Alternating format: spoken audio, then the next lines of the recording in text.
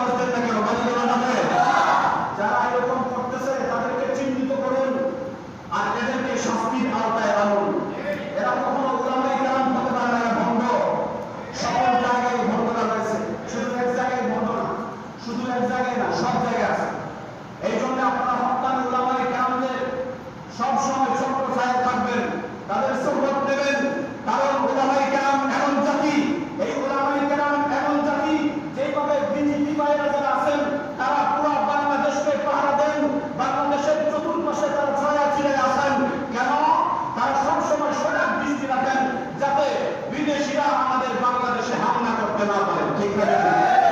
যেভাবে বিজেপিরা এইরকম দাঁড়িয়ে থাকে সোচ্চার অবস্থায় কান খাড়া করে সর্বদা প্রস্তুত থাকে, যদি দেশে কেউ আক্রমণ করে তাহলে এটাকে প্রতিহত করার, ঠিক তেমনিভাবে বাংলাদেশের উলামায়ে কেরাম চতুর্দিকে লক্ষ্য রাখেন।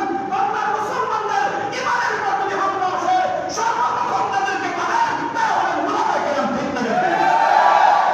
উলামায়ে কেরাম নিজেদের বুক পেতে দিতে অভ্যাস আছে। অনেকে বলেন উলামায়ে কেরামদের অবদান এটা এবার করি। উলামায়ে কেরাম বসে থাকেন সুযোগ বুঝে বলে লাফায়। আমি নিজে এখানে শুনছি। অথচ উলামায়ে কেরামদের অবদান কতটুকু? হোসেন আহমদ মাদানী রাহিমাহুল্লাহ নাম শুনছেন আপনারা? হোসেন আহমদ মাদানী রাহমাতুল্লাহি আলাইহি যেই সময় এরকম বাতিল বিরোধী আন্দোলন শুরু হয়েছিল তখন 144 জারি করা হয়েছে। বলা হয়েছে সমাবেশের স্টেজে যে উঠবা সরাসরি গুলি করার নির্দেশ দিয়েছে, সরাসরি গুলি করা হবে। ওই সময় হুসাইন আহমদ মাদানী রাহমাতুল্লাহি আলাইহি নিজে জেনে থাকেন নাই, মুখ বন্ধ করে রাখেন নাই, আওয়াজ বন্ধ করে রাখেন নাই, উনি উঠে গেছেন স্টেজে, উইকারি নিজের জামার বুতাম টান দিয়ে খুলে দিয়ে বলে দিয়েছেন এই উলামায়ে কেরাম এমন জাতি নিজের বুকের তাজা রক্ত দিতে জানে, কখনো তোমাদের ওই বাতিলের বিরোধিতায় জবান বন্ধ করতে জানে না। ঠিক না? বুকের তাজা রক্ত দিতে পারি আমরা, এরাই হলেন উলামায়ে কেরাম। আজকে যদি এই উলামায়ে কেরাম বুকের তাজা রক্ত না দিতেন তাহলে ইংরেজদের থেকে এই দেশ স্বাধীন হইত না। আজকে যদি উলামায়ে কেরাম গাছের ডালে ডালে ঝুলন্ত অবস্থায় থাকতেন মুসলমানরা আজকে বাংলাদেশের পর পাইতেন না। ঠিক না? এই উলামায়ে কেরামদের আপনারা বুঝতেছেন, এই উলামায়ে কেরামদের চুপুর ছায়া থাকবেন, উলামায়ে কেরামদেরকে সহযোগিতা করবেন। আজকে যারা এই উলামায়ে কেরামদেরকে কষ্ট দিতে চাইতেছে, গাজীপুরের মুহিবুল্লাহ সাহেবকে কষ্ট দিতে চাইতেছে, যারা এরকম করতেছে, হুঁশিয়ার করে দেই, হুঁশিয়ার করে দেই। আমরা বাংলাদেশের মুসলমানরা বসবাস করি, আমরা কারো টাকায় কারো বাবার জমিনে থাকি না, কারো বাবার জমিনে থাকি। আমরা এই বাংলাদেশের স্থায়ী বাসিন্দা। তোমরা চাইলে আমাদেরকে অন্য কোনো জায়গায় নিয়ে যাইবা, বাংলার মুসলমান এমনটা হবে না। ঠিক কিনা বলে? যদি কেউ পালাইতে হয় তোমরা পালাইবা, পালাইতে হয় তোমরা পালাইবা। আর এই দেশে যদি থাকতে হয় আমরা কিন্তু হিন্দু ভাইদের সাথে কোনো সময় খারাপ আচরণ করি না। হিন্দু ভাইদের সাথে আমাদের কোনো ফিকশন নাই। তারা তাদের ধর্ম পালন করবে, আমরা আমাদের ধর্ম পালন করবো। আমরা তাদেরকে তাদের ধর্ম পালন করতে কোনো রকম বাধা প্রদান করি না, করি না। জুড়ে আওয়াজ দিয়ে রাখবো, আপনারা ভয় পান? আমরা কোন রকম বাধা বিপত্তি করি না। কিন্তু একদল আছে যারা চায় আমাদের এই সম্প্রীতিটা নষ্ট করতে, তারা চায় আমাদের মধ্যে সাম্প্রদায়িক দ্বন্দ্ব তৈরি করে দিতে। তারা এরকম ষড়যন্ত্র চালাইতেছে। আমি স্পষ্ট ভাষায় বলে দিতে চাই, আমরা এক সময় যারা আমাদের বাংলার মানুষের সম্প্রীতি নষ্ট করার পায়তারা করছিল, একালামুক্ত করার চেষ্টা করেছিল, আমরা তাদেরকে কিভাবে দেশ ছাড়া করেছি। বাংলাকে বিশ্ব মুসলমানরা দেখেছে, বিশ্ব জনগণরা দেখেছে।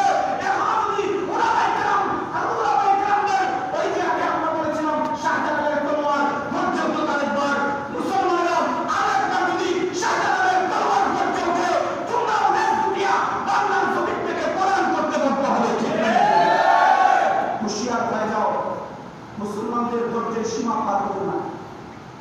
আল্লাহ তাআলা যেন আমাদের এই দেশটাকে একটা শান্তির দেশ হিসাবে কবুল করেন। সবাই বলে আমিন। মুসলমান এই জন্য এই সময় মাহফিল যেগুলো আছে, এই মাহফিলগুলোতে এই মাহফিলগুলোতে ওলামায়ে কেরামদেরকে স্বাধীনভাবে কথা বলার একটা সুযোগ করে দেন, এমন পরিবেশ তৈরি করেন যাতে ওলামায়ে কেরাম কথাগুলো উচ্চ স্বরে বলতে পারেন। এখন বর্তমানে আগেও ছিল, এখনো কিছু জায়গায় এখনো রয়ে গেছে, ওলামায়ে কেরাম জবান খুলে কথা বলতে পারেন না, একটা না একটা বাধা আসে, একটা না একটা বাধা আসে। কোথাও ছেলেটি বুঝে যায় কোথাও ইমাম সাহেব ওয়াজ করতা বেহেশত দুজখ হতা, শুধু মুশর হতা কইলে মারি দিব গুতা। ইমাম সাহেব ওয়াজ করতা বেহেশত দুজখ হতা, শুধু মুশর হতা কইলে মারি দিব গুতা, আয়া মারি দিব গুতা। যে ইমানের বুক তালা ও ইমাম সাহেব বড় বালা, যে ইমানের বুক তালা ও ইমাম সাহেব বড় বালা, হোক বাতিলে হইব যাওগি কাটি গুণ করি। ঠিক নেই? এরা ওলা হাজমি বেমারি। ঠিক নেই? হাজমি বেমারি ছিল কি? এই এরা ওলা কিছু হাজমি বেমারি শব্দ দ্বারা বোঝানো। এই হাজমি বেমারিদেরকে দমন করে রাখতে হবে। নির্মূল করা যদি সম্ভব না হয়, কমপক্ষে দমাইয়া রাখতে। বুঝতে পারছেন আপনারা? ওলামায়ে কেরামদেরকে মসজিদের মিম্বর, ওয়াজ মাহফিলের এই আসনগুলা উন্মুক্ত করে দিতে হবে, যাতে সব কথাগুলো সুন্দর করে নির্ভয়ে আপনাদের সম্মুখে উপস্থাপন করতে পারেন। আজকে ওই যে গাজীপুরের মুহিবুল্লাহ সাহেবের এই অবস্থাটা কেন? এই মিম্বরে বসে বক্তব্য বলার কারণে। কথা বলে না কেন? এই অবস্থা যদি হয়, আর ওলামায়ে কেরামকে যদি মজবুর করা হয়, ওলামায়ে কেরাম যদি দেখেন আমি যে মুসলমানদের জন্য আলোচনা করবো, যে মুসলমানদেরকে আমি বাঁচানোর চেষ্টা করবো, এই মুসলমানই আমাদের সাথে নাই, তখন তো শয়তানের ভিতরে পড়ে হোক আর নিজের জান বাঁচানোর উদ্দেশ্যে হোক, দেখবেন আর সত্য কথা বল দিয়ে হয় না। আর যদি